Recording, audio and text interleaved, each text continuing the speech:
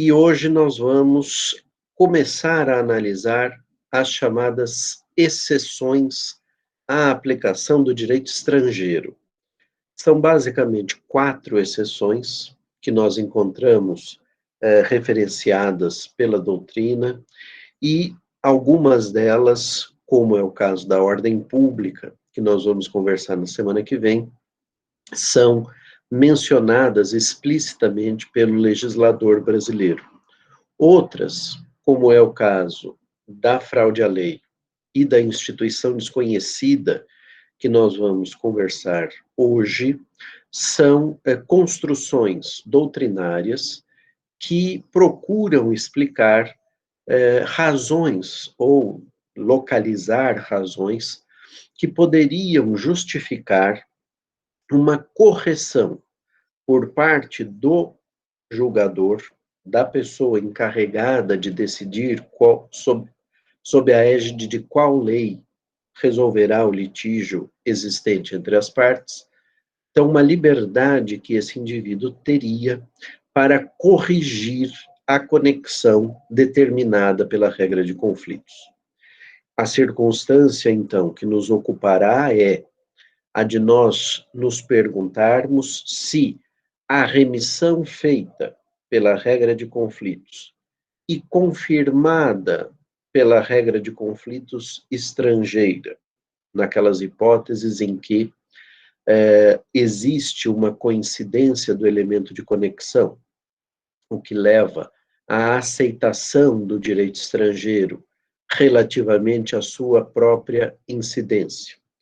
Ou, ainda que havendo uma divergência de elementos de conexão, há, na situação concreta, uma idêntica ou um idêntico preenchimento desse elemento de conexão por elementos da relação jurídica que se referem ambos ao mesmo ordenamento jurídico. Quer dizer, geograficamente, seja, por exemplo, o domicílio do indivíduo, seja a sua nacionalidade, na hipótese de haver, portanto, divergência quanto ao elemento de conexão, as circunstâncias fáticas levam a que tanto a pessoa seja domiciliada, quanto ela seja nacional do mesmo Estado soberano, e por isso, o mesmo ordenamento, ainda que a títulos diversos, seria aplicável. Então, averiguei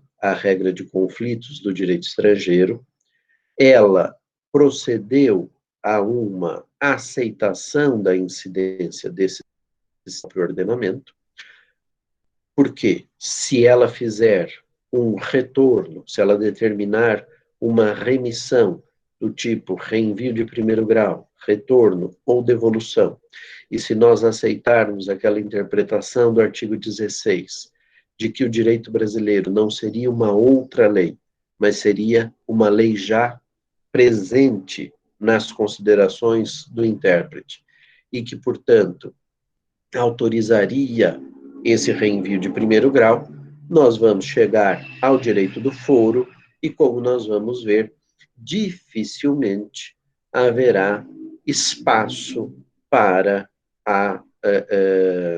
para a incidência de uma das exceções.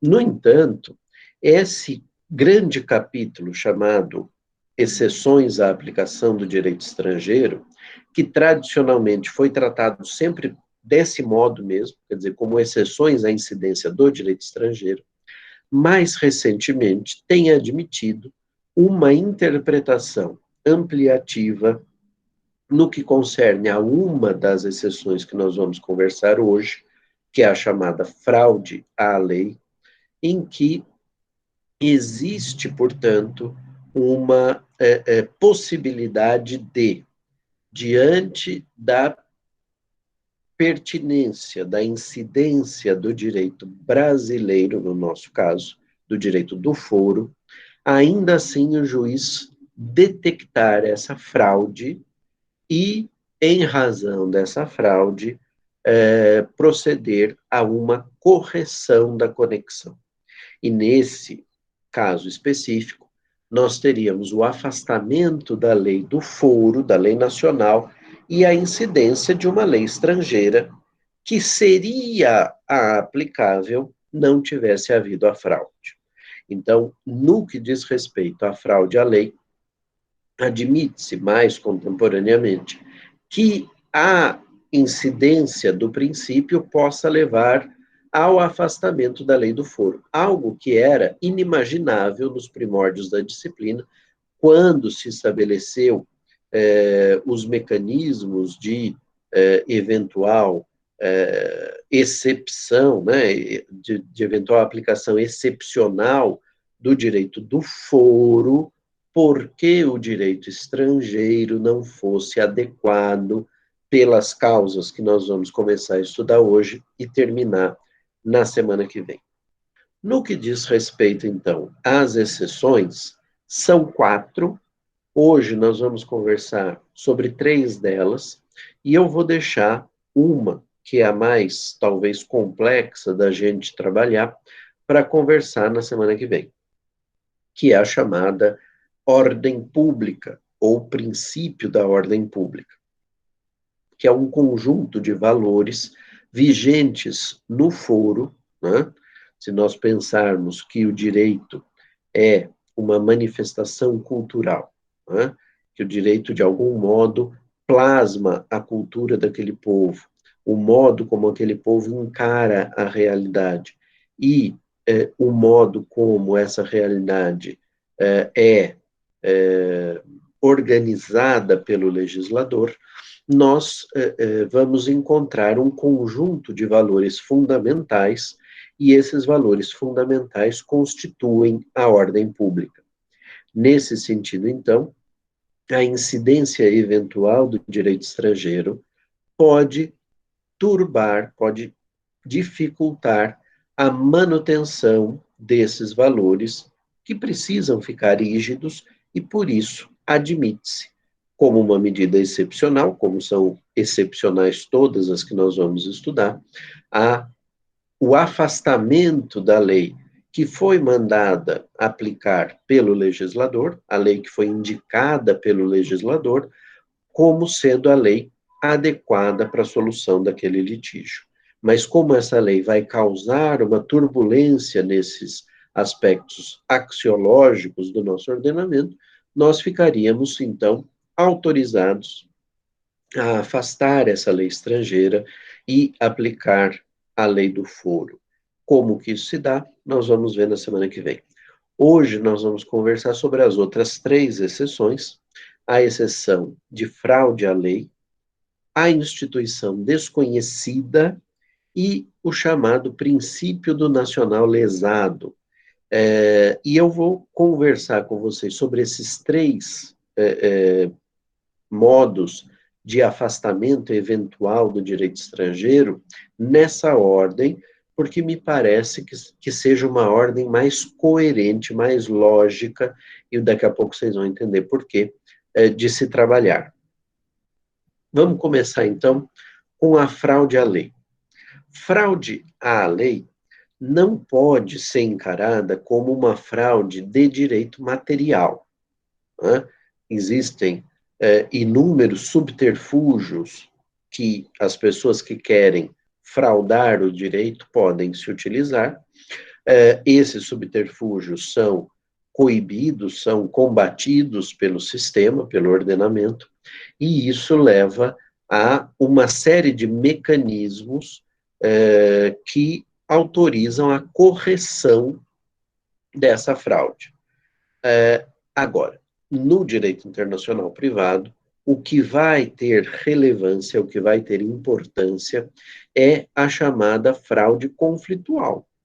Porque se for uma fraude material, esse aspecto precisa ser corrigido não pelo direito internacional privado, mas pela incidência mesma das normas materiais, que nós ainda não temos convicção de qual seja, porque nós fomos remetidos para um ordenamento, fizemos o teste das regras de conflito daquele foro, verificamos se foi autorizado o reenvio de primeiro grau, que, na minha interpretação, é cabível, é autorizado pelo legislador do foro, pelo legislador brasileiro de conflitos, ou verificamos a aceitação do direito estrangeiro, e nesse sentido, então, começamos a nos preocupar com as exceções, e só depois que a gente tiver verificado todas as possíveis exceções, é que nós vamos estar convictos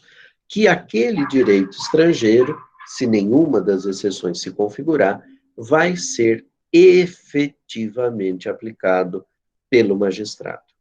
Nesse sentido, então, no que concerne à fraude, como eu ia dizendo, é preciso que seja uma fraude conflitual. O que eu chamo de fraude conflitual?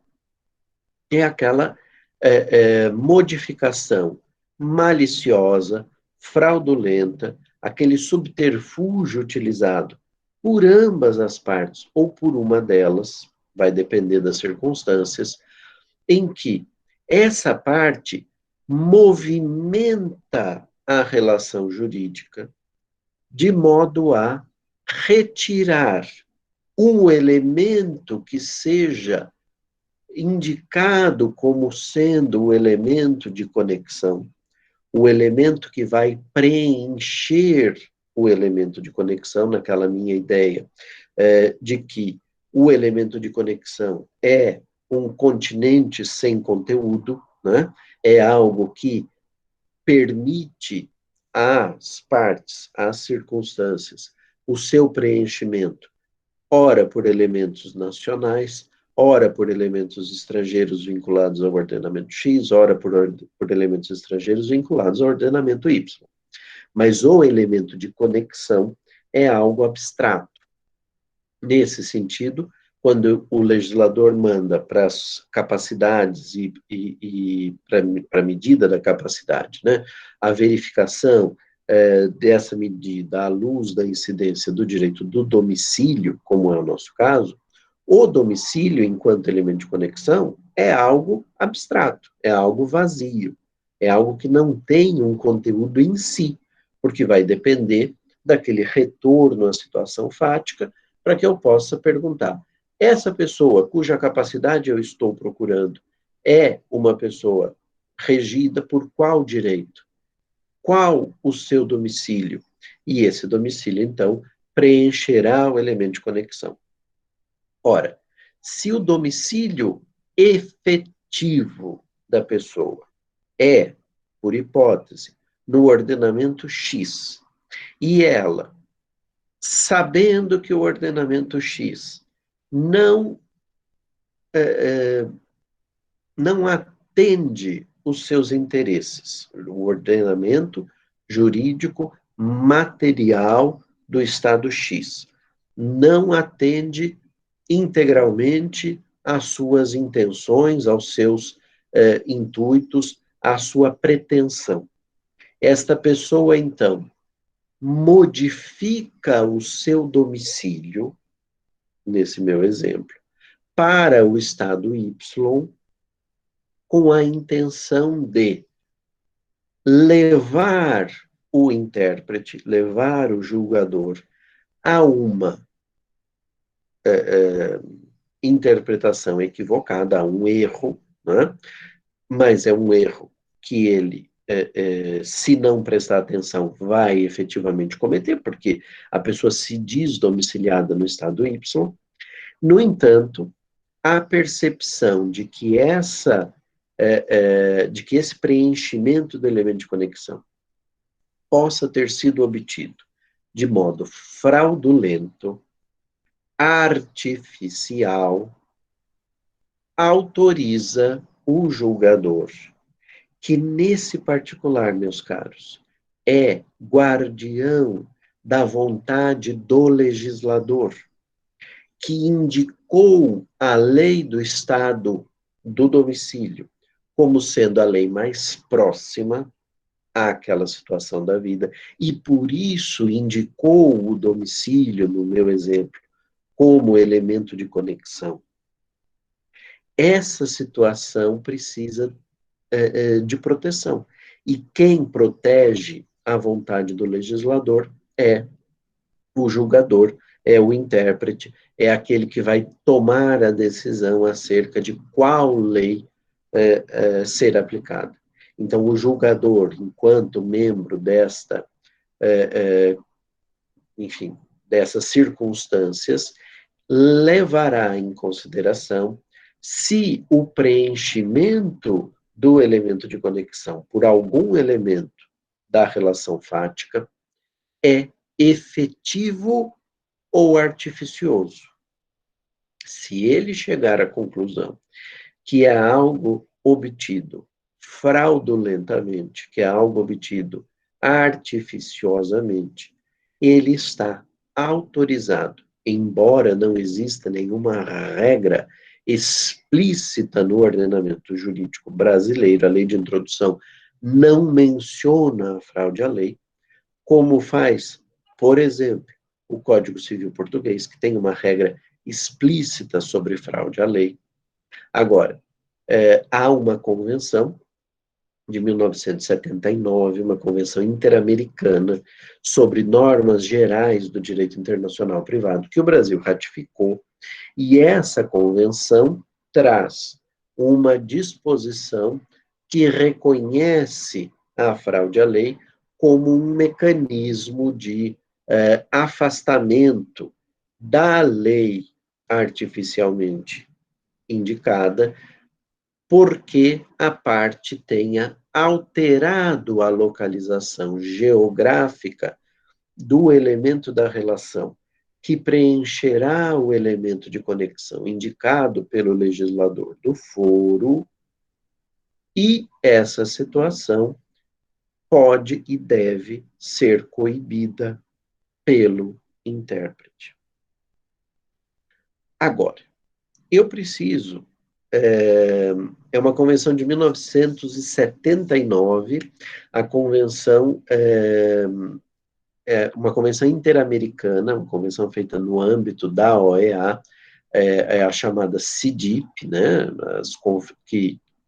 aliás, é uma convenção negociada no âmbito das chamadas CIDIPs, né, que são as conferências especializadas interamericanas de direito internacional privado, a convenção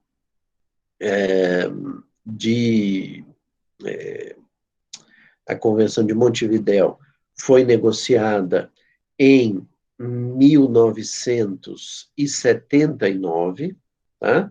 E o Brasil a ratificou alguns anos depois. Eu estou aqui procurando para ver se eu localizo exatamente o ano da ratificação brasileira, mas, basicamente, a ideia é a de que o legislador, deixa só eu procurar aqui no site do Planalto, que fica mais fácil,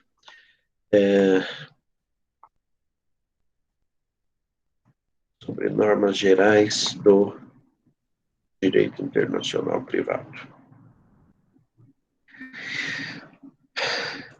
É o decreto 1979 de 1996, tá? Que ratificou essa convenção de 79, é a Convenção Interamericana sobre Normas Gerais de Direito Internacional Privado. Essa convenção, então, está vigente no Brasil desde 1996. Então, vejam só, nessa análise de efetividade da vinculação territorial da relação da vida com aquela legislação, é preciso também considerar que todos nós somos livres. Livres para mudarmos o nosso domicílio do Brasil para outro Estado soberano, livres para mudarmos o nosso domicílio do exterior para o Brasil, livres para mudarmos a nossa nacionalidade por meio de um processo de naturalização, guardadas, óbvio, todas as recomendações que o direito internacional público faz, por exemplo, no que diz respeito à análise pela Corte Internacional de Justiça do caso Nottebohm, né? Uma nacionalidade efetiva.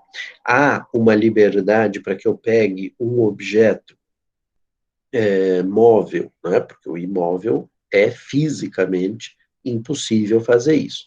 Mas o objeto móvel, que eu possa retirá-lo de um território e guardá-lo em outro, sei lá, vou levar uma joia de família para um cofre num banco no exterior, ou tenho uma obra de arte e vou fazer um convênio, um contrato com um museu americano, norte-americano ou europeu para a exposição dessa obra. Enfim, há liberdade para que a gente possa mudar as circunstâncias das nossas relações jurídicas. Essa mudança das circunstâncias geográficas da nossa situação jurídica, essa mudança, para falar com o Savini, essa mudança de sede da relação, ela é livre, ela é autorizada pelo ordenamento, desde que ela seja efetiva. A questão aqui, então, está em encontrar a motivação para essa mudança. E, obviamente, essa motivação, muitas vezes, é uma motivação íntima, é algo interno àquela pessoa ou àquelas pessoas que são partes na relação. Isso leva, então, a uma dificuldade prática da gente conseguir configurar a fraude à lei, né? A fraude à lei foi mencionada no direito internacional privado pela primeira vez num caso da jurisprudência francesa chamado caso da princesa de Beaufort. O que acontecia?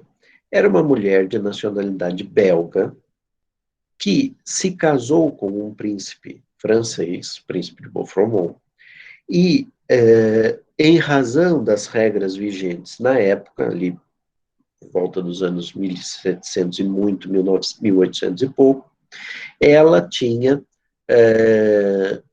por decorrência do casamento, ela perdia a sua nacionalidade pessoal, individual, originária, e adquiria obrigatoriamente, compulsoriamente, a nacionalidade do seu marido. Então, ela deixa de ser belga e se torna francesa.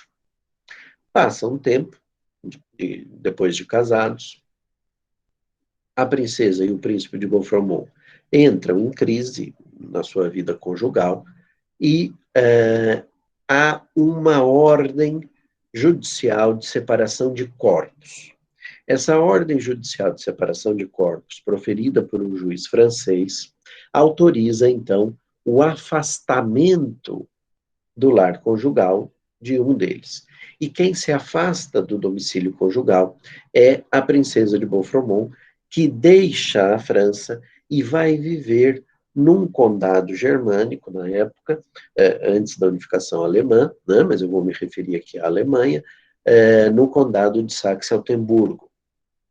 Ela, então, fixa ali o seu domicílio, passa a viver naquelas terras e, depois de um tempo, conhece um outro homem com quem pretende passar a viver junto, né? Esse homem é de nacionalidade romena, é o príncipe Bibesco, e ela consulta um advogado. O advogado alemão diz para ela o seguinte: olha, infelizmente, a sua nacionalidade, o fato da senhora ser francesa, há uma recepção aqui das decisões, da decisão de separação de corpos como uma separação de corpos, do modo como o direito francês qualifica a situação. Porque a senhora é regida, do ponto de vista pessoal e familiar, pela lei da sua nacionalidade. Logo, a lei francesa é aplicável, e como a França, na época, ainda não conhecia o divórcio, a separação de corpos é uma separação de corpos, pura e simplesmente. O que é uma pena, porque se a senhora fosse saxo-temburguesa, se a senhora tivesse a nacionalidade local, nós reconheceríamos esse ato que autoriza a separação de fato como algo equivalente a um divórcio, portanto, liberando aquela mulher para um segundo matrimônio. O que acontece a partir dali?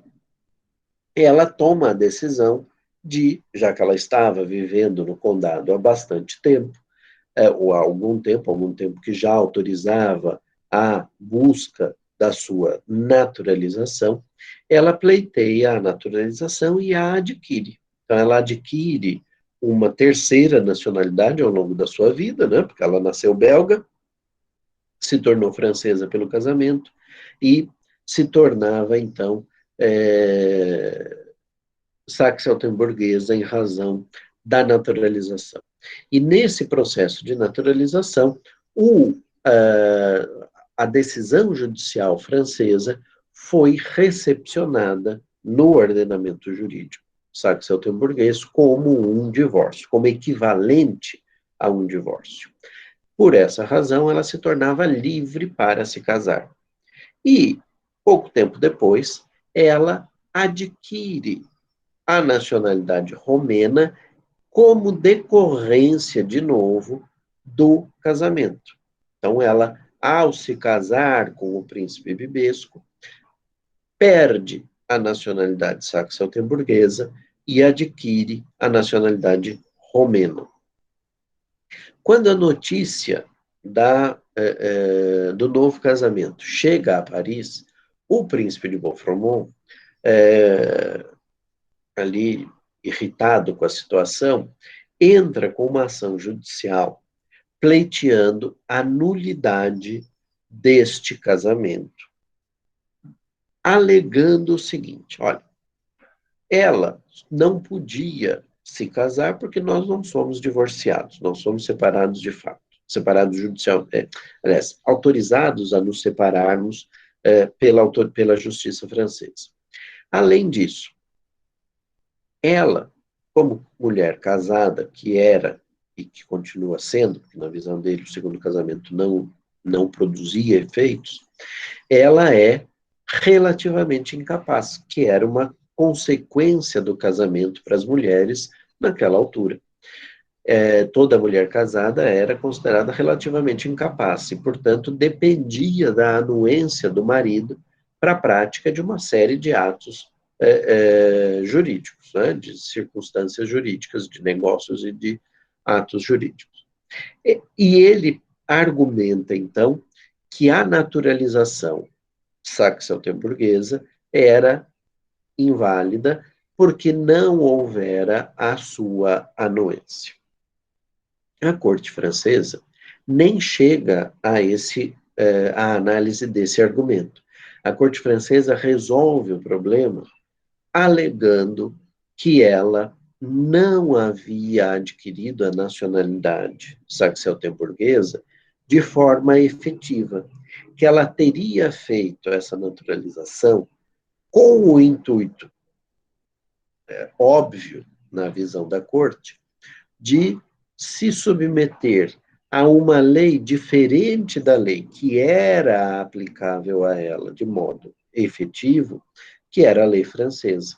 Então, agindo em fraude à lei, preenchendo o elemento de conexão nacionalidade de forma fraudulenta, com indicação do direito saxo-temburguês para reger a sua capacidade, ela se submetia a um ordenamento material que lhe era mais favorável e, por isso, não podia o direito francês compactuar com essas circunstâncias. E, pela primeira vez, então, a fraude à lei é mencionada numa circunstância conflitual, de que ela tinha se submetido a um direito diferente do direito que lhe seria aplicável, de modo artificioso. A partir dali, então, a fraude à lei é considerada no direito internacional privado como uma exceção à aplicação do direito estrangeiro. E assim fica por várias décadas, por até séculos. até que mais recentemente a doutrina, como eu já mencionei, começa a trabalhar com a ideia de que é possível, em tese, que alguém modifique de forma artificiosa, de forma fraudulenta, o elemento que preenche o elemento de conexão, mas, ao invés de fugir da aplicação da lei do foro e se submeter à aplicação de uma lei estrangeira, ela faça justamente o contrário. Então, imaginem o seguinte: imaginem que no Brasil é permitida determinada consequência para uma situação da vida. E essa consequência não é permitida pelo direito argentino. E aí, vamos imaginar que é uma situação de família. E aí, esse argentino fixa o seu domicílio, mas de modo malicioso, de modo fraudulento, porque ele não quer fixar o domicílio no Brasil para se submeter à lei brasileira. Nesses casos, então, se ele entra com a ação no Brasil para reconhecer aquela circunstância e obter de um juiz brasileiro a decisão judicial que autoriza a incidência dessa, dessa consequência que só existe aqui e não existe no direito estrangeiro, o que acontece? Nós teríamos uma fraude à regra de conflitos, porque o argentino fixou o domicílio no Brasil para preencher a regra de conflitos brasileira de modo não efetivo, não verdadeiro, de modo artificial. E por isso o legislador, aliás, o legislador não, o julgador estaria autorizado, pelo princípio da fraude à lei, a afastar esse preenchimento fraudulento e a buscar o domicílio efetivo daquele indivíduo. Então, este aspecto é um aspecto que modifica a extensão da fraude à lei, que deixa de ser um modo de busca da incidência do direito do foro quando alguém se submete a uma circunstância que levaria à aplicação do direito estrangeiro. Pode ser o contrário, pode ser a circunstância da pessoa ser normalmente regida pelo direito estrangeiro e fraudulentamente demonstrar um vínculo inexistente na prática, inexistente de fato, com o direito brasileiro, que ela alega ser o direito que deveria ser aplicado. E pode acontecer ainda uma terceira situação. A pessoa era vinculada ao direito estrangeiro 1, ela finge ser vinculada ao direito estrangeiro 2 e vem pedir a questão aqui no Brasil. Nesse caso, o juiz brasileiro, se for bem aplicar o princípio da fraude à lei, deveria afastar o direito estrangeiro 2 e aplicar o direito estrangeiro 1. Então, eu costumo dizer que a fraude à lei autoriza o afastamento da lei fraudante e a incidência da lei fraudada. Isso do ponto de vista da lei material aplicável, claro. Mas só lembrando que a fraude em si é uma fraude à regra de conflitos do foro. O Ravel me pergunta, tem uma dúvida, se a decisão judicial de divórcio foi de Saxe-Altemburgo, essa decisão francesa que o príncipe conseguiu não teve efetividade. Sim, não teve efetividade na prática, até porque ela já estava na Romênia, vivendo com o novo marido, mas, do ponto de vista do ordenamento jurídico francês, ela seria considerada, vamos dizer assim, bígama, né, se ela retornasse ao território francês, o que, no limite, dificultaria, inclusive, a sucessão dos bens que ela eventualmente viesse a herdar do primeiro marido. Então, no fundo, apesar de não ter efetividade, essa decisão atrapalhou a continuação da vida daquela princesa, da princesa de Beaufort, que se torna depois a princesa, pois é, poderia até responder criminalmente se enquadrasse no tipo penal da bigamia. Não sei se na época havia esse crime, provavelmente sim, mas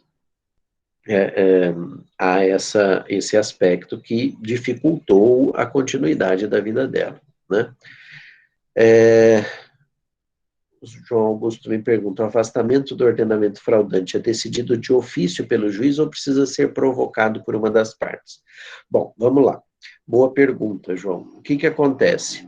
Como ele é o guardião da regra de conflitos, eu acho que pode ser decidido de ofício. Ele não precisa receber uma provocação das partes, embora as partes possam alegar a existência dessa fraude, né?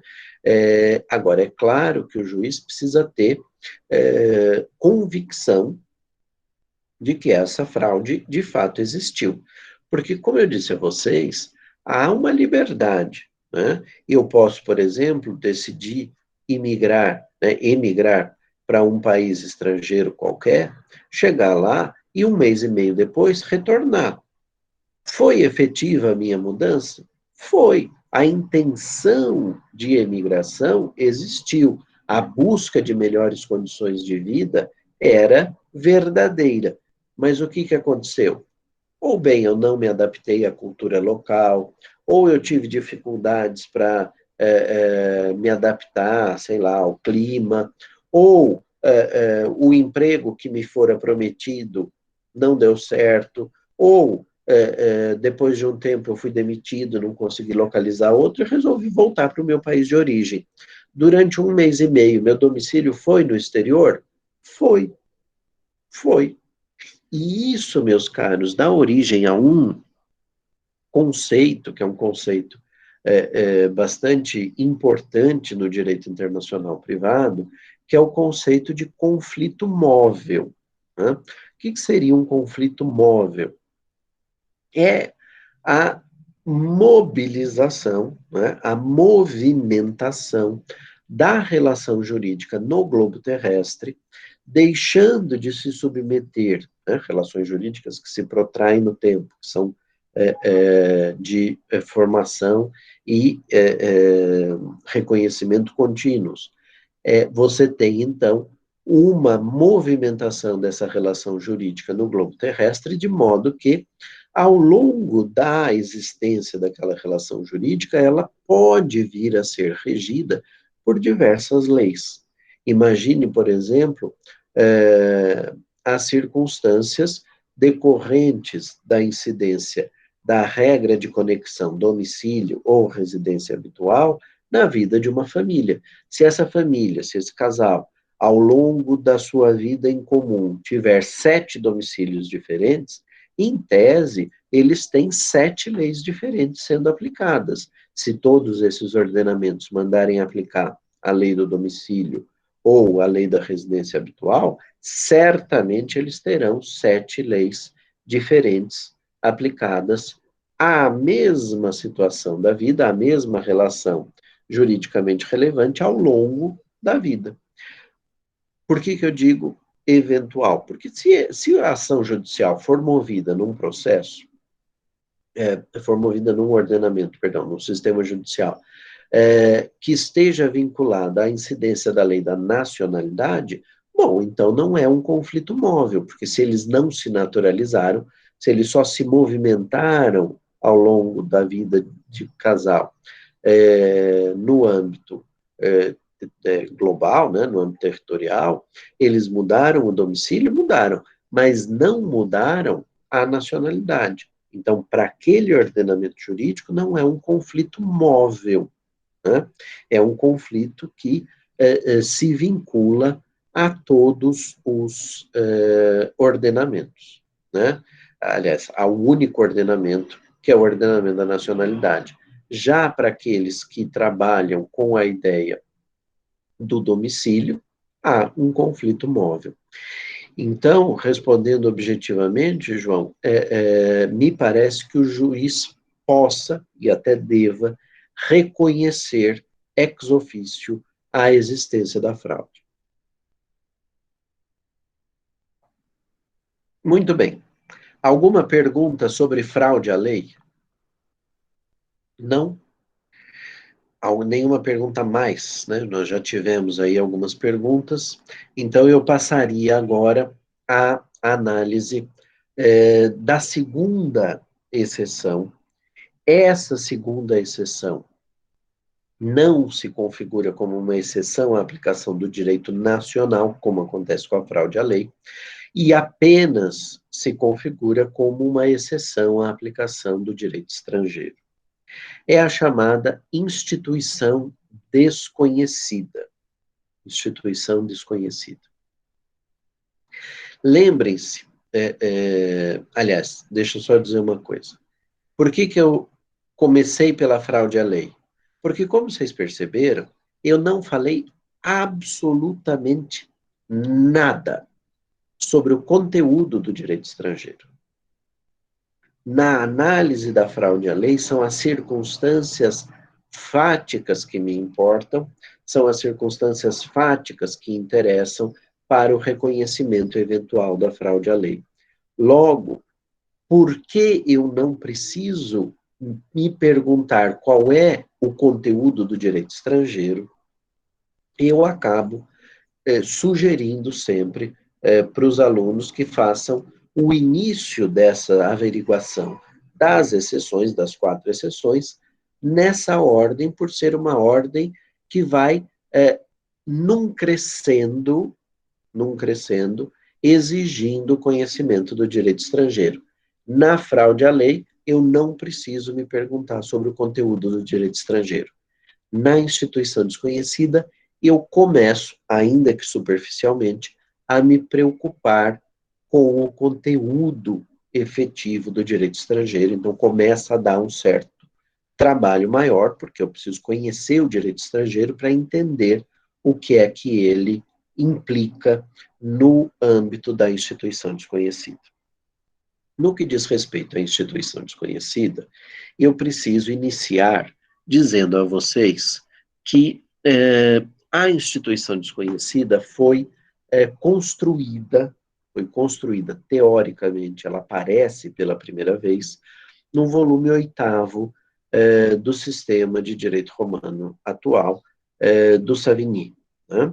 E o Savigny apresenta a instituição desconhecida numa perspectiva que foi analisada pela doutrina, por exemplo, entre nós, fala disso o professor Oscar Tenório, que foi professor na UERJ, antes do professor Jacob Dollinger. O professor Oscar Tenório diz que o problema da instituição desconhecida foi mal colocado por Savigny. E foi mal colocado a tal ponto que ele se confunde com a ordem pública.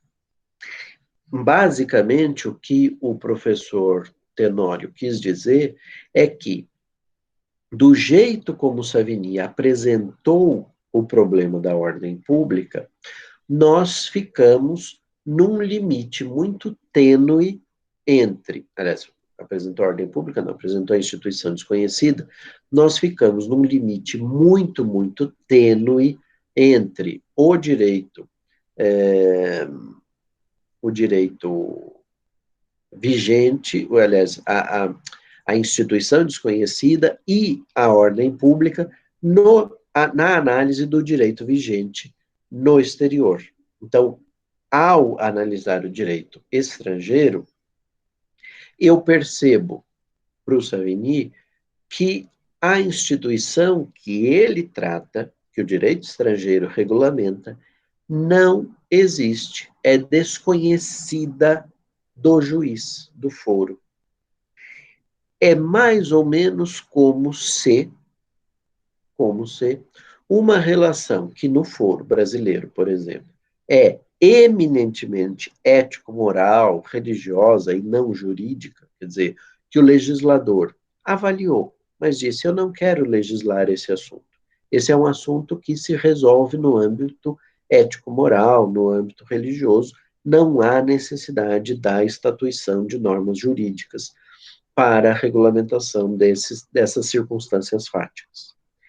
Mas, no ordenamento da lex causa, no ordenamento indicado pela regra de conflitos, o juiz se depara com uma circunstância em que ele, esse mesmo fato, encontra uma roupagem jurídica.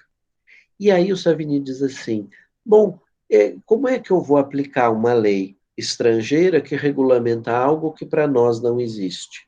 Então, essa existência, essa percepção de que a situação é desconhecida, levaria a uma inaplicabilidade desse direito estrangeiro, porque para nós aquilo não é juridicamente relevante, não há por que julgar.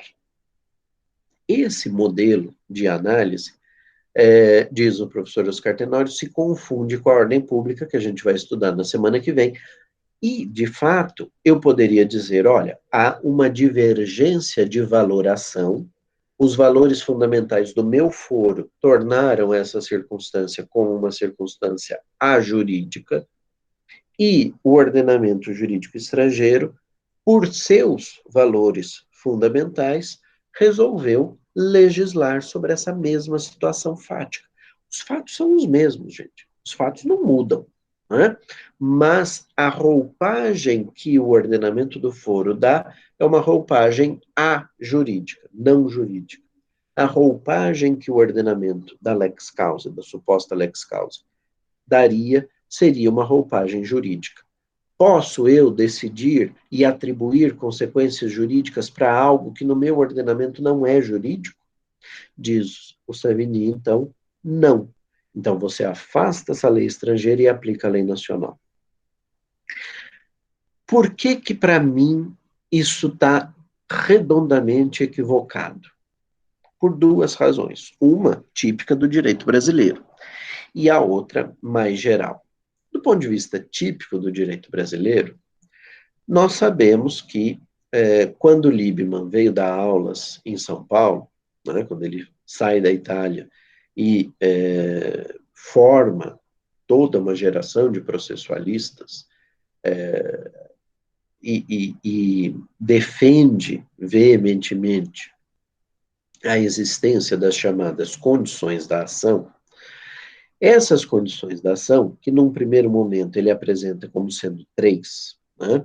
Legitimidade de parte, interesse processual e possibilidade jurídica do pedido, a entronização dessas condições da ação no Código de Processo Civil de 1973, pelo professor Alfredo Busaiti, que foi o redator, né, do projeto do Código, leva o próprio Liebman a autorizar o professor Cândido Rangel Dinamarco, que é o tradutor da sua obra, para o português, a continuar traduzindo o capítulo da condição da ação a partir da terceira edição do Tratado do Liebman, quando ele volta para a Itália.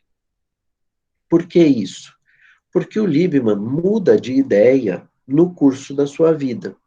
Ele diz que a possibilidade jurídica do pedido, de alguma forma, se confundia com o interesse processual.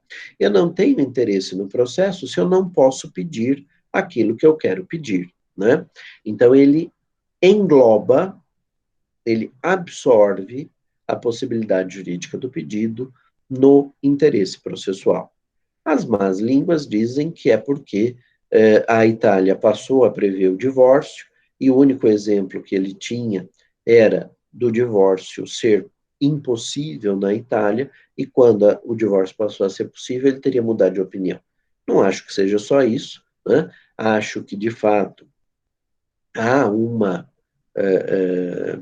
vamos dizer assim, uma certa relação de pertinência entre a possibilidade jurídica do pedido e o interesse processual, e, de fato, essas circunstâncias se alteram no âmbito do direito brasileiro com a promulgação e entrada em vigor do Código de Processo Civil de 2015. Em primeiro lugar, porque não se fala mais explicitamente em condições da ação. E, em segundo lugar, porque o legislador menciona o interesse processual e a legitimidade de parte, mas deixa de mencionar a possibilidade jurídica do pedido.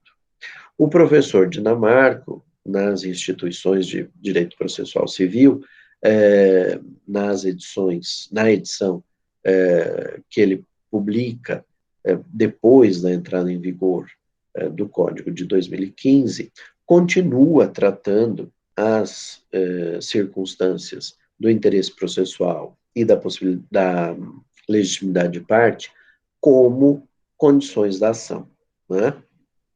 E, de fato, as coisas são o que são, elas não são aquilo que elas dizem ser. O nome em iuris é aquilo que menos importa no direito.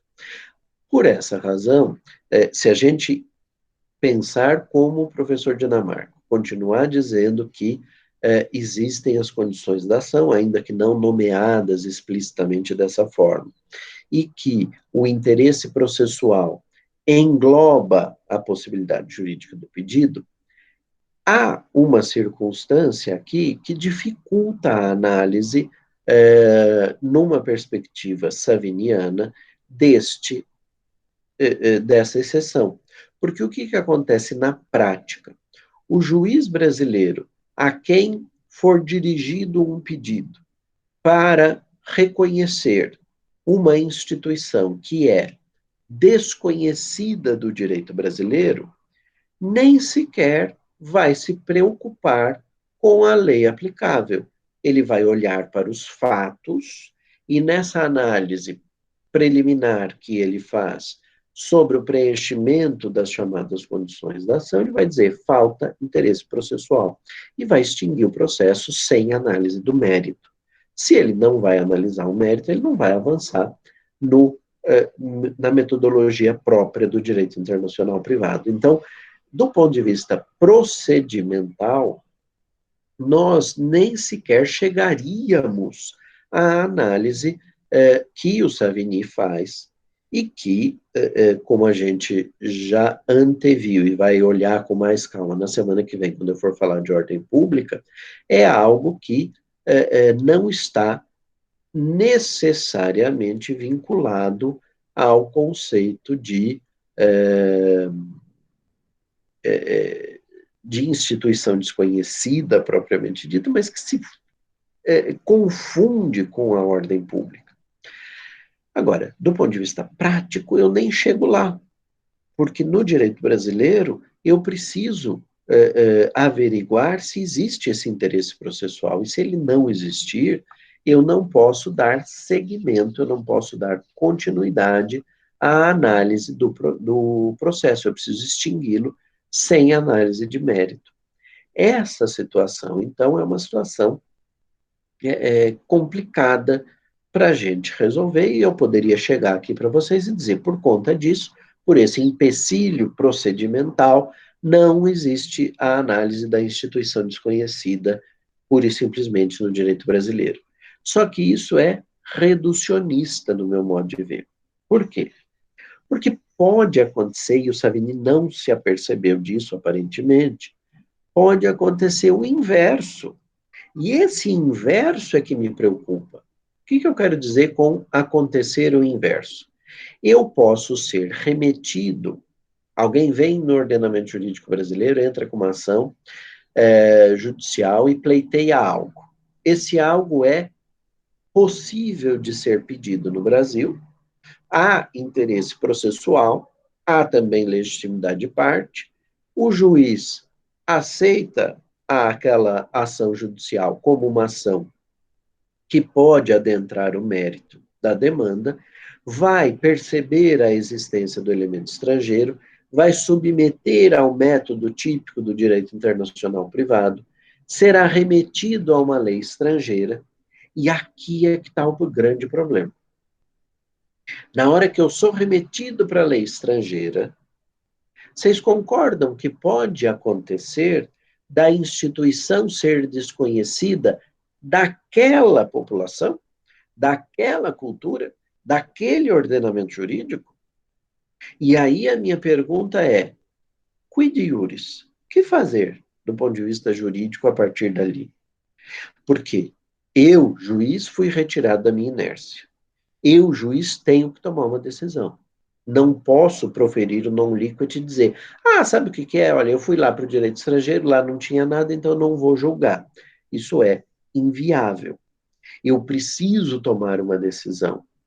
Logo, a decisão que me parece a mais adequada é reconhecer que é uma instituição desconhecida da lex causa, do direito aplicável, do direito estrangeiro, e, por ser algo não regulamentado lá, eu precisaria afastar o direito estrangeiro e aplicar o direito do foro, porque aqui há regras, senão eu não teria nem sequer chegado à análise do mérito, eu teria sido barrado nas averiguações preliminares, né, da existência ou não das condições para a ação, da existência ou não do interesse processual que engloba a possibilidade jurídica do pedido, e, portanto, eu, ao ser remetido ao direito estrangeiro, é lá que me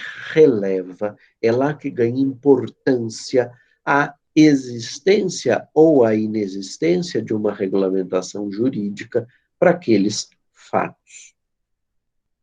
Teme os fatos que eu te dou o direito. Eu enquadrei a partir do direito brasileiro. O direito brasileiro reconhece aquilo como juridicamente relevante. A partir desse enquadramento, fui remetido para o direito estrangeiro, de novo, dê-me os fatos que eu te dou o direito.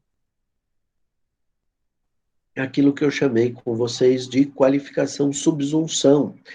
Eu recepciono o direito estrangeiro integralmente. Eu faço uma recepção formal desse direito estrangeiro. E ao fazer essa recepção formal, eu busco na integralidade desse ordenamento estrangeiro as regras aplicáveis àquela situação da vida.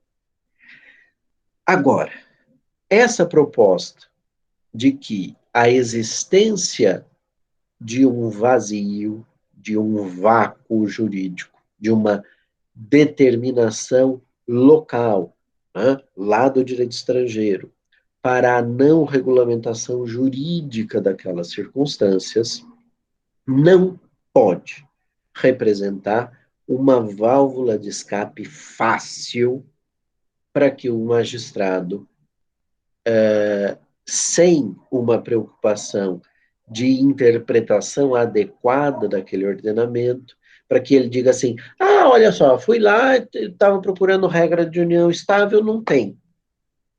Então, é instituição desconhecida, vou afastar e vou aplicar o direito brasileiro. Pode ser tratada, por exemplo, como uma questão formal, mas registrária, né? Por exemplo, como é na França, o partenariat enregistré, que você precisa registrar a existência para ser considerada uma união de fato. E essa divergência de nomen iuris, essa diferença de tratamento, não pode levar ao caminho fácil do afastamento do direito estrangeiro. E foi esse o mote que me levou a escrever a tese com a qual eu concorri ao concurso para professor titular e acabei recebendo as indicações da banca examinadora. Conflito de leis do espaço e lacunas intersistêmicas justamente trata dessa temática. Será que a existência de um vazio no direito estrangeiro pode ser, por si só, a razão para eu afastar esse direito estrangeiro? E a minha resposta é não. Se eu tiver possibilidade de preencher a lacuna existente naquele ordenamento jurídico estrangeiro, Eu preciso fazê-lo segundo os critérios de integração hermenêutica, de interpretação, que aquele ordenamento jurídico estrangeiro admite. Então, se eu tiver a possibilidade, por exemplo, da aplicação da analogia naquele ordenamento, eu consigo preencher essa lacuna e, portanto, não há uma instituição desconhecida lá. Há uma instituição que analogicamente se adapta àquela da qual eu parti, daquela da qual o direito brasileiro me forjou e me deu os elementos para eu começar o meu raciocínio. Então, dá um trabalho maior? Sim, dá. E quando que eu vou poder invocar a instituição desconhecida, então? Na minha concepção, só quando eu tiver plenamente convicto, de que aquele ordenamento jurídico estrangeiro que eu preciso importar, que eu preciso trazer para aplicar, tiver tomado uma decisão clara e cristalina de renegar uma definição jurídica para aquela circunstância fática e, portanto, de relegar essa situação, né, para o chamado espaço ajurídico. É algo que não mereceu dignidade jurídica na visão da cultura daquele povo. É algo que, para eles, se resolve bem segundo as regras sociais, segundo as regras ético-morais, segundo as regras religiosas. Mas aqui, atenção, há ordenamentos jurídicos que atribuem dignidade jurídica a regras religiosas, sobretudo em temas de direito de família. Então, tem que tomar um cuidado aqui. Quando eu falo regra religiosa, eu não estou me referindo a ordenamentos jurídicos que entendem que é mais adequado submeter as pessoas à lei da sua religião do que criar, por exemplo, um código ou uma lei de direito de família. Tá? Então, se eu sou remetido para um direito de um país, por exemplo, do Oriente Médio, e lá a regulamentação familiar do indivíduo decorre de uma é, de uma solução de um novo conflito. Por quê? Porque aquele ordenamento é caracterizado como sendo um ordenamento plurilegislativo, na medida em que eu não legislo estatalmente sobre direito de família, mas digo, as pessoas são regidas nas suas relações familiares pela lei da religião, há uma remissão à lei judaica, há uma remissão ao Código Canônico, há uma remissão ao Corão, há uma remissão a disposições que são recepcionadas naquele ordenamento como normas jurídicas. Então, se eu sou remetido para um ordenamento plurilegislativo, como é o caso desses, ou como é o caso do direito espanhol, que tem, em algumas regiões, leis, códigos civis regionais, né, pelas autonomias diferenciadas que as diversas regiões espanholas recebem do Reino de Espanha, você tem essa remissão para um ordenamento plurilegislativo, você tem a necessidade de fazer uma reanálise de um conflito que possa existir internamente. E, nesse caso, a um catalão, ao invés de aplicar as leis gerais da Espanha, eu aplicaria a lei específica da Catalunha. Do mesmo modo, num ordenamento como o ordenamento, sei lá, da Jordânia, eu posso ser remetido para o Código Canônico, se a pessoa for católica, ou para o Alcorão, se a pessoa for muçulmana. E isso precisa ser analisado. Então, quando eu falo é algo que está no espaço ajurídico, é algo que não foi legislado e, além de não ter sido legislado, não houve a recepção oficial de regras religiosas, tá? É algo que, de fato, aquela população resolveu dizer, olha, tem dignidade social, mas não tem dignidade jurídica. E não é nenhum problema para isso. Há diversas relações no direito brasileiro que são dotadas de dignidade social, ética, moral, mas não são dotadas de dignidade jurídica. A amizade é um exemplo, o namoro é outro exemplo, né? E há outras circunstâncias que, para nós, não são juridicamente relevantes. É uma definição do legislador. Então, não pode a instituição desconhecida, na lex causa, ser uma válvula de escape fácil para dizer, vou afastar o direito estrangeiro e aplicar o direito do foro. Tá? É preciso que, de fato, eu não consiga preencher a lacuna. E aí a lacuna não é uma lacuna. Aquilo que eu imaginei que pudesse ser uma lacuna e que eu não consegui preencher é a sensação, é a percepção, é uma interpretação absolutamente aberta, absolutamente receptiva dos valores daquele povo no meu ordenamento. Eu que estou com a incumbência de aplicar aquele direito, reconheço a cultura daquele povo e digo, infelizmente porque vai ter consequências jurídicas pouco agradáveis para a cultura daquele povo, infelizmente eu não encontro nada ali que possa me garantir uma regulamentação ou a intenção de uma regulamentação jurídica por parte do legislador estrangeiro. Só que eu fui retirado da minha inércia. Eu preciso cumprir a minha função. E a minha função é a de dar uma decisão para esse caso. Não posso usar a lei para a qual eu fui remetido, porque ela não quer a sua incidência. Ela não conhece aquela situação fática como uma situação juridicamente relevante, mas para mim ela é. E eu preciso tomar a decisão. E por precisar tomar a decisão, eu então me remeto a esse ordenamento, que é o ordenamento do foro, que é o único de que eu disponho, afastando a lei estrangeira para a qual aquela instituição é uma instituição desconhecida. Tá? Então, há aqui uma proposta, que foi a proposta feita na construção da tese, de que existe uma possibilidade de uma dupla abordagem, de uma dupla aproximação para esse conceito da instituição desconhecida, e é algo que tem um fundamento conflitual.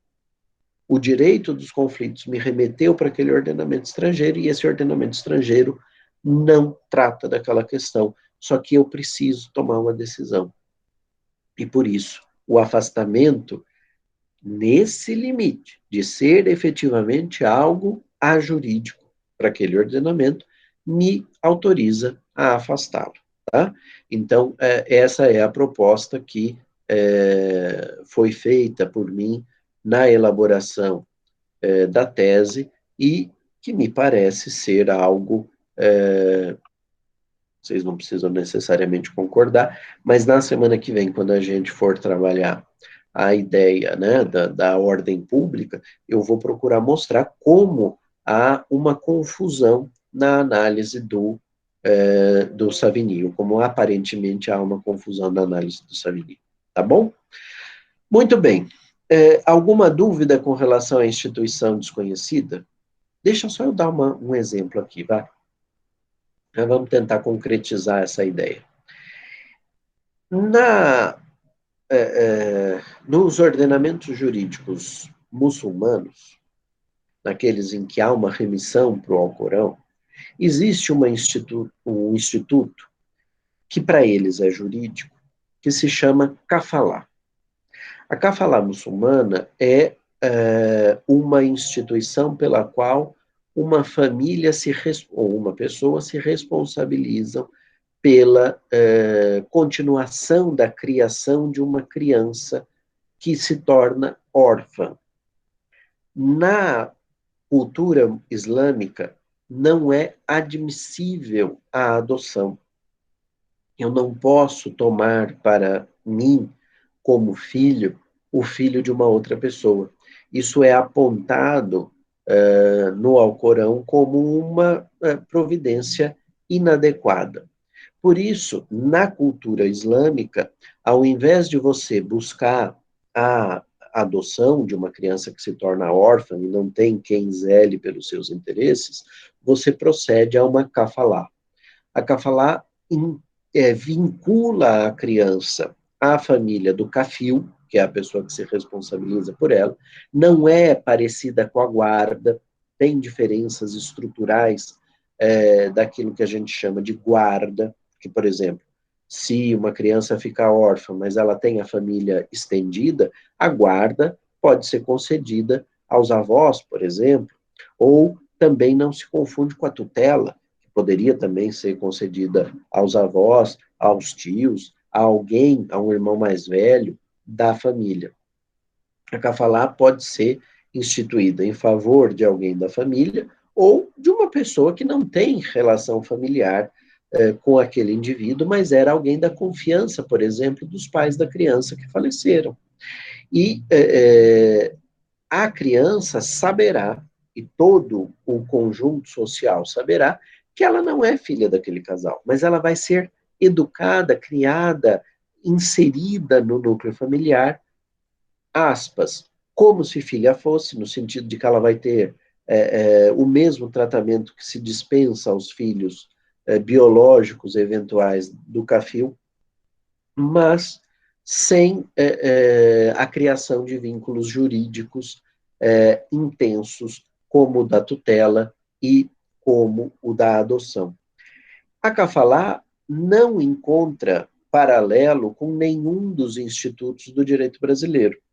O mais próximo que ela chega seria um instituto social, um instituto que existiu muito no passado da sociedade brasileira e que ainda existe em certa medida em algumas localidades, que é o Instituto da Agregação.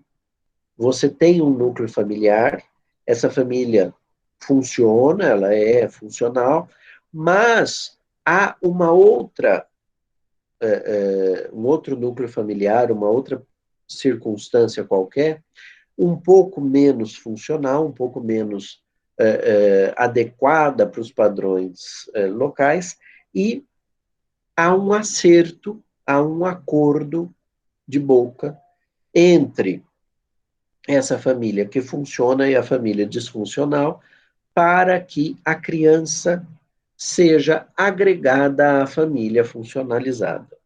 Quem leu Dom Casmurro vai se lembrar que o José Dias, aquele que amava superlativos, era um agregado da família do Bentinho, né? Que com o tempo até passou a receber alguma atenção e algum respeito, tinha suas opiniões ouvidas, né? Isso aparece em certa passagem do livro, e justamente esse aspecto da agregação não cria nenhum vínculo formal, jurídico, com a família que acolhe, que agrega aquela criança à sua estrutura. Então, há aqui uma certa parecença com a kafalá.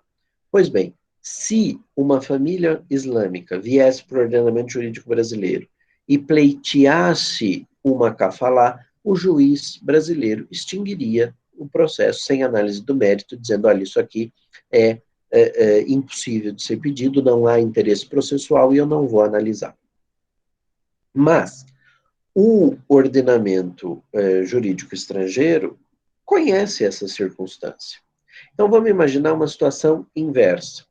Uma família de brasileiros está num país islâmico.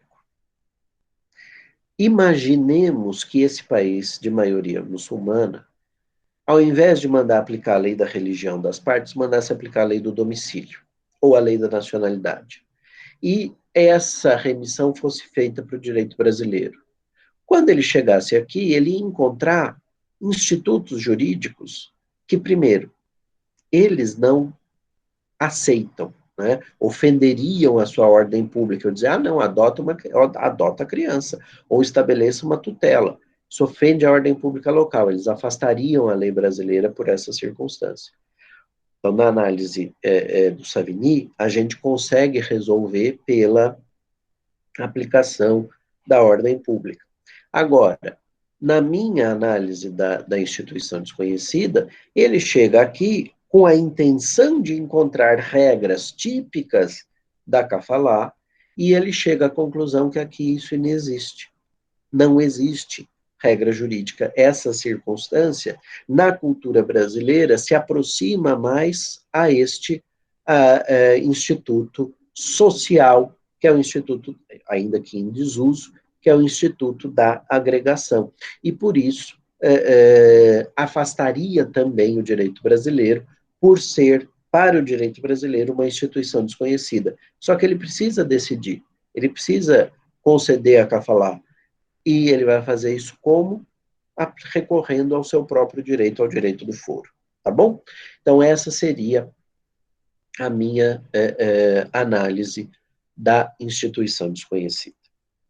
A terceira exceção que eu queria trabalhar com vocês, que é o chamado princípio do nacional lesado, é uma exceção que precisa estar explicitamente vinculada, mencionada pelo legislador do direito dos conflitos. Porque ela é, meus caros, xenofóbica. Ela procura autorizar a incidência da lei do foro, o afastamento, portanto, da lei estrangeira, que em tese seria aplicável, se essa lei estrangeira criar uma situação jurídica prejudicial aos interesses de um nacional do foro. Então, um brasileiro, se tivesse os seus interesses atendidos segundo a incidência do direito brasileiro, teria uma situação mais vantajosa do que a mesma situação resolvida com a incidência do direito estrangeiro, ainda quando esse direito estrangeiro é aplicado, porque as regras de conflito assim o determinam. Ninguém vai aplicar o direito estrangeiro tirando isso da cabeça. Tem que tirar da norma jurídica. Se a gente fizer uma análise comparativa do direito internacional privado, das regras de conflito, de diversos ordenamentos jurídicos, os mais variados, nós chegaremos à conclusão que isso é absolutamente excepcional, e ainda bem, né? Porque, como eu disse, é algo xenofóbico, é você tratar diferentemente a pessoa só porque ela é brasileira, só porque ela é nacional, e você, então, a diferencia de um estrangeiro nas mesmas circunstâncias.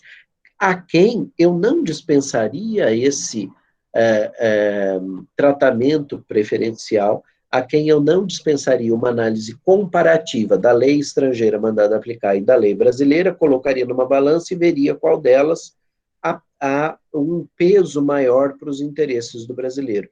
Porque se a lei estrangeira produzir um impacto maior, for mais interessante para o brasileiro, eu não vou aplicar a exceção. A exceção só se aplica se e quando a lei estrangeira for prejudicial, vis-à-vis, comparativamente, cotejando com as disposições do direito brasileiro. Ora, para que isso possa acontecer, ela precisa estar explícita na lei. Senão, é xenofobia, é tratamento diferenciado dado pelo magistrado, não autorizado por lei, é algo ilegal. Desses pouquíssimos casos de tratamento diferenciado para o nacional que existem no direito internacional privado, um dos casos está no direito brasileiro. Então, a gente precisa analisar. E está no direito brasileiro exclusivamente em matéria sucessória. A regra consta do parágrafo 1º do artigo 10 da Lei de Introdução. Lá está dito que, em que pese aquilo que vem disposto no caput, o caput manda aplicar para direito sucessório a lei do último domicílio do falecido,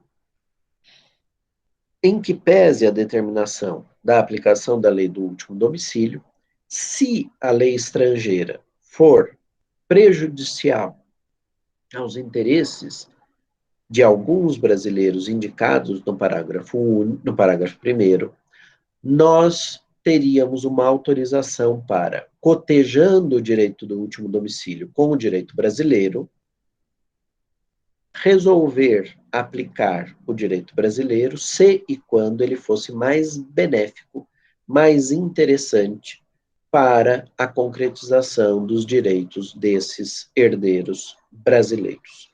Que herdeiros são esses? O cônjuge ou os filhos brasileiros, tá? O legislador não faz menção a descendentes.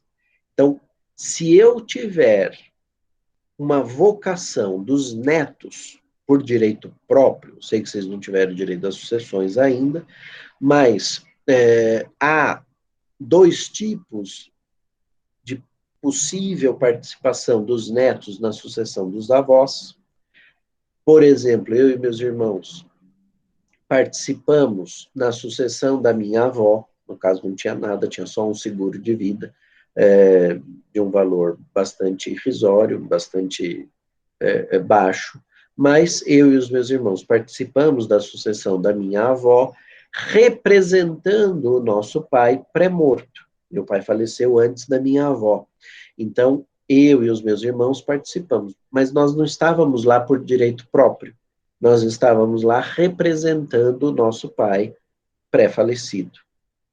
Agora, se a minha tia tivesse morrido também antes da minha avó, não foi o caso, mas se ela tivesse morrido, os meus primos também seriam chamados, mas agora não para representar a mãe deles, nem nós para representarmos o nosso pai, mas todos nós, os 5, participaríamos da sucessão por direito próprio, por cabeça.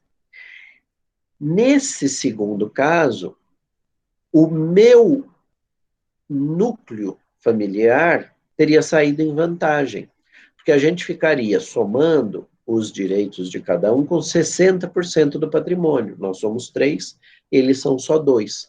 E eles ficariam com 40%. Do jeito que foi, por representação, eu e os meus irmãos ficamos, cada um de nós, com 1/6 desse valor, e a minha tia com metade, porque a metade do meu pai foi dividida em 3. Quando eu divido metade por 3, dá 1/6. Né? Então, isso é direito de representação versus participação por direito próprio na sucessão. Pois bem, por que eu estou dizendo isso? O legislador, ao mencionar filhos, deixa claro que só na hipótese de convocação da primeira ordem de vocação hereditária, que são os descendentes, e da primeira classe de descendentes, que são os filhos, é que eu aplico a exceção. Ah, mas no seu exemplo, se fosse aplicável essa circunstância, era uma sucessão eminentemente nacional, mas imaginem que fosse uma sucessão com elementos estrangeiros. Poderia ter sido invocado? Poderia. Por quê? Porque a minha tia, estando presente na sucessão, ela era filha, e nós estávamos na sucessão em representação ao outro filho, pré-morto, que era o nosso pai. De modo que seria viável. Beneficiaria os netos? Beneficiaria, mas reflexamente, tá? Se os netos estivessem todos por cabeça, por direito próprio, não se incide essa exceção. Ela só beneficia os filhos. Ah, e o legislador fala em cônjuge, mas e o companheiro?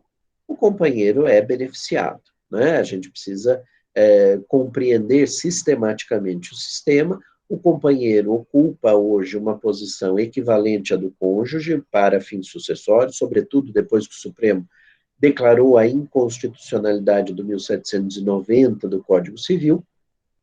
Vocês vão aprender isso em direito das sucessões ainda, mas fica a informação de que o companheiro é beneficiado, sim, por essa interpretação extensiva desse parágrafo, e é autorizado pela circunstância constitucional da equiparação do cônjuge ao companheiro. Então, você faz uma interpretação sistemática e chega a essa conclusão de que o companheiro ocupa a mesma posição do cônjuge para fins de preferência nessa exceção. Ora bem, se o cônjuge for estrangeiro, quem que eu preciso beneficiar? Os filhos brasileiros. Se os filhos forem estrangeiros, mas o cônjuge for brasileiro, quem eu preciso beneficiar? Os filhos brasileiros. Então, eu comparo a lei do último domicílio com a lei brasileira e aplico aquela que me parecer ser a mais favorável para os brasileiros indicados no parágrafo único do artigo, aliás, no parágrafo 1º do artigo 10. Agora, isso fazia completo sentido no Código de 1916. No Código de 1916, ou eu chamava os descendentes, ou eu chamava os ascendentes, ou eu chamava o cônjuge sobrevivente. No Código de 2002, para todas as pessoas que morreram a partir do dia 11 de janeiro de 2003, quando o Código entrou em vigor, quem morreu até as 23h59 do dia 10 de janeiro de 2003, ficou regido pela sucessão, teve a sua sucessão regida pelo Código de 16, que era o Código vigente. Quem morreu a partir da 0 hora do dia 11 de janeiro de 2003 já se enquadrou na regra do Código de 2002. Nesse caso, então, o que acontece?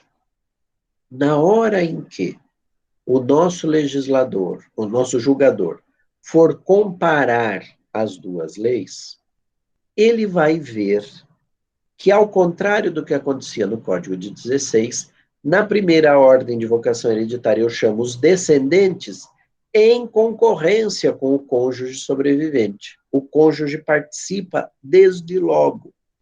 Em umas circunstâncias mais restritivas, mas participa. Vocês vão aprender em direito das sucessões, não vou entrar nesse limite. Agora, pode acontecer do direito estrangeiro, ao determinar a concorrência também, porque pode acontecer também dele não ter concorrência. Ele só chama os filhos. Cria para mim um problema, porque na sucessão brasileira, a cônjuge brasileira participaria. Olha o problema. Se eu aplicar a lei estrangeira, eu estou beneficiando os filhos brasileiros. Por quê? Se a mãe não, se a viúva não vai participar, a mãe ou a madrasta não vai participar, e em exemplo de direito das sucessões, a gente sempre mata o marido, tá? É só pra vocês saberem. Sobreviveu a mulher, ela vai ser chamada, eu vou diminuir o quinhão que os filhos vão receber. Se eu aplicar a lei estrangeira e não chamar a viúva, os herdeiros, os filhos, receberão um pouco mais, porque eu não vou reservar uma parte para ela, como determina a lei brasileira. A minha pergunta é, qual das duas leis eu aplico? A lei que beneficia, quando há uma divergência, a lei que beneficia a cônjuge ou a lei que beneficia os filhos brasileiros? O legislador não me dá pistas de como resolver esse problema. E, só para vocês terem uma ideia, esse era o tema da minha tese de doutorado. Eu resolvi mudar de tema, dentre outras razões, porque eu percebi que não tinha solução. Né? Eu não podia fazer uma proposta de interpretação, porque qualquer uma delas seria arbitrária. Vai beneficiar os filhos? Vai beneficiar a cônjuge? Não sei, depende das circunstâncias. E mais, vocês vão me dizer, bom, então muda o parágrafo 1º do artigo 5º, do artigo 10 da lei de introdução. E eu vou dizer para vocês, não dá. Sabe por que não dá? Porque essa redação aparece com pequena variação redacional, mas com o mesmo sentido, no inciso 31 do artigo 5º da Constituição Federal. Logo, direitos fundamentais. Logo, regra que se constitui como cláusula pétrea. Posso mudar a cláusula pétrea? Pode, se for para ampliar os direitos. Só que se eu ampliar o direito do filho brasileiro, eu estou restringindo o direito da cônjuge quando ela for brasileira. Se eu mudar para ampliar o direito da cônjuge brasileira, eu estou restringindo o direito dos filhos quando eles forem brasileiros.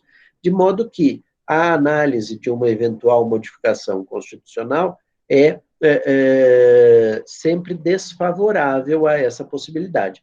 Isso, meus caros, torna praticamente inviável essa análise do benefício. Eu, sinceramente, diante de um caso concreto em que não haja outros critérios, porque pode haver, por exemplo, o direito estrangeiro tem uma legítima de 70% ao invés de 50%. E, além de ter uma legítima de 70% ao invés de 50%, o de cujos deixou um testamento dizendo assim: deixo toda a parte disponível do meu patrimônio para o meu irmão. Nesse caso, não há dúvida de que os filhos e a cônjuge se beneficiam com a aplicação do direito estrangeiro, porque ao invés de receber 50% só do patrimônio, que é o que aconteceria com a aplicação do direito brasileiro, eles receberiam 70%. E o irmão, ao invés de receber 50%, receberia 30%, mas paciência. Agora, na hipótese inversa, a lei brasileira é mais vantajosa. Se ao invés de ser 70%, fosse 25% a legítima prevista pelo direito estrangeiro, o testamento seria interpretado à luz do direito estrangeiro, atribuindo 75% por irmão, 25% para os herdeiros necessários. A lei brasileira amplia esse montante. Os herdeiros necessários receberiam 50% e restringe o montante do irmão, que receberia só 50% do patrimônio. Então, há que se considerar todo o contexto. Mas num contexto em que não haja testamento, num contexto em que ambos sejam convocados na primeira ordem, em que ambos sejam convocados para receber concorrentemente os mesmos bens. Há uma dificuldade se, por exemplo, o direito estrangeiro pleitear ou reservar para a viúva 30% ou 1/3 do patrimônio, porque o direito brasileiro reserva 1/4. Então, o direito estrangeiro é mais favorável para a viúva e menos favorável para os filhos, ao passo que o direito brasileiro é mais favorável para os filhos e menos favorável para a viúva. E, nesse caso, confesso para vocês, eu não sei resolver essa questão, tá? Então, para além de ser uma questão xenofóbica, eu acho um absurdo essa diferenciação. Por que eu tenho que beneficiar o filho só porque ele é brasileiro? Eu não deveria beneficiar o filho porque ele é filho? E se eu tiver 4 filhos brasileiros e um estrangeiro, um que não tenha recebido a nacionalidade brasileira, ele é beneficiado do mesmo jeito que os irmãos? Porque a Constituição diz que eu não posso diferenciar os filhos. Então, há uma série de problemas aqui que dificultam a incidência. O melhor era que não houvesse.